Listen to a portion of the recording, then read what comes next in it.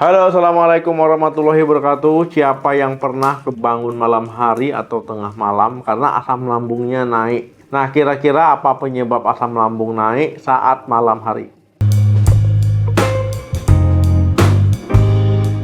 Jadi memang asam lambung ini bisa saja naik saat pagi hari, siang hari, sore hari, ataupun malam hari ya.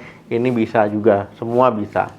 Nah, ini kalau seandainya malam hari yang ditakutkan, karena kalau kita malam kan kita istirahat ya. Ini bisa mengganggu tidur kita, kemudian bisa mempengaruhi kualitas tidur kita. Nah, kemudian kalau malam hari ya, ini kita kan kadang kalau seandainya bangun, pikiran kita belum jernih ya, masih belum bisa berpikir yang rasional. Nah, kemudian teman-teman ya, ada beberapa penyebab asam lambung naik pada malam hari. Yang pertama, kebanyakan makan. Jadi saat malam hari memang kita baiknya nggak makan lagi, apalagi sampai kebanyakan makan sebelum tidur. Kalau kebanyakan, ya tentu lambung kita kan punya kapasitas ya. Kalau kebanyakan bisa penuh ya.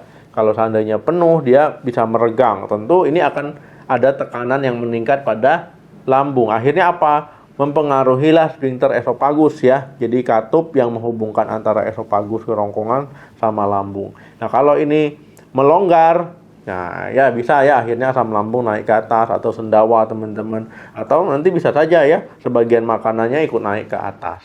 Jadi jangan makan teman-teman sampai kekenyangan. Jadi makanlah dalam porsi yang wajar, berhentilah sebelum kenyang ya, supaya untuk mencegah produksi asam lambung berlebihan dan juga katup sphincter esofagusnya ini bermasalah.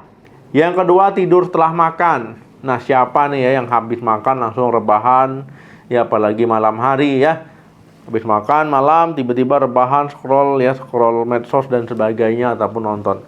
Nah, habis makan itu memang akan ngantuk ya, ataupun akan bikin lebih kurang semangat.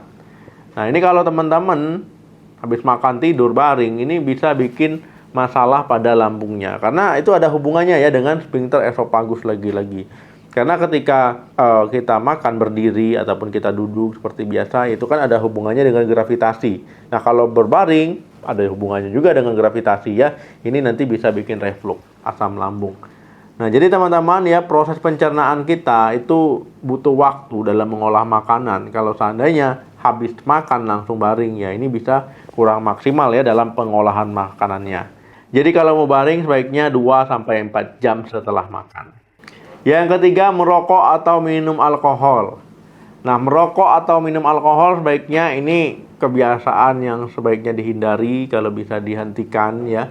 Karena memang itu tidak menyehatkan tubuh kita secara umum ya, begitu juga untuk lambung kita.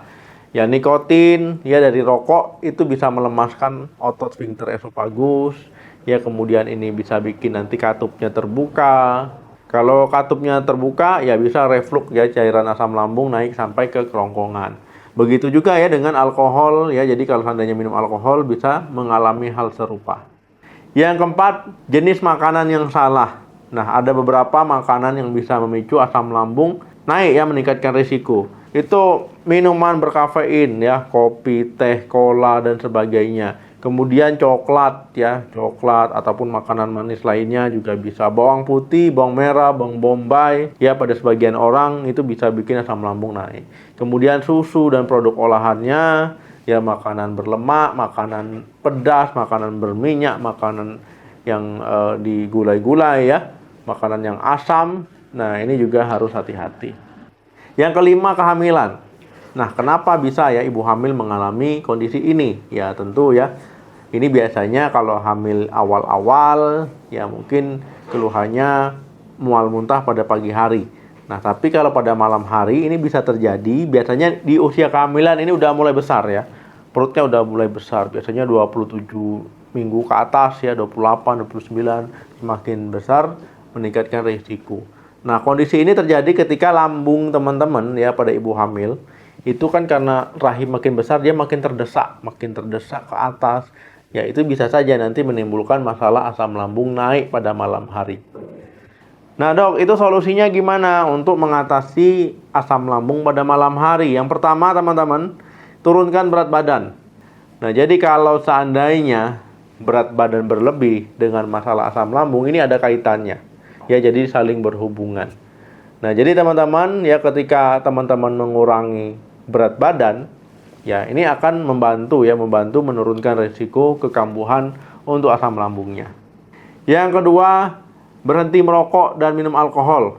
Nah, seperti penjelasan sebelumnya, jadi rokok dan alkohol ini bikin masalah pada lambung, sebaiknya dihentikan ya.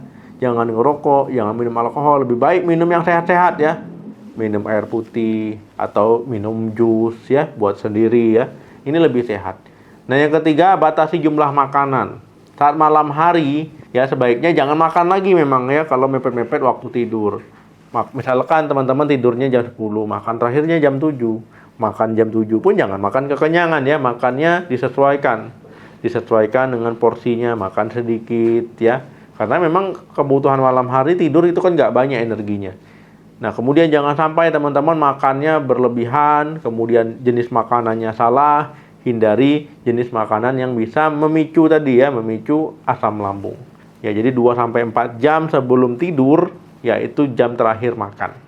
Yang keempat, sesuaikan posisi tidur.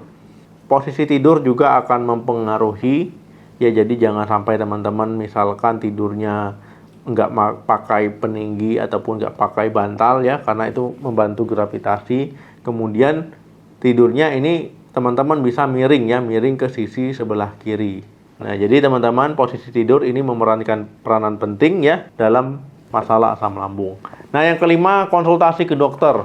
Jadi kalau teman-teman sering kebangun malam hari dengan keluhan yang sama, asam lambung, sudah coba cara alami, sudah coba cara-cara yang bisa dilakukan di rumah ya, mungkin sudah minum obat untuk menetralisir asam lambung ya, antacid misalkan dan sejenisnya, masih juga itu harus konsultasi ke dokter ya. Jadi dicari tahu penyebabnya, kenapa kok bisa merasakan keluhan ini terus ya, baru nanti diberikan terapi yang tepat.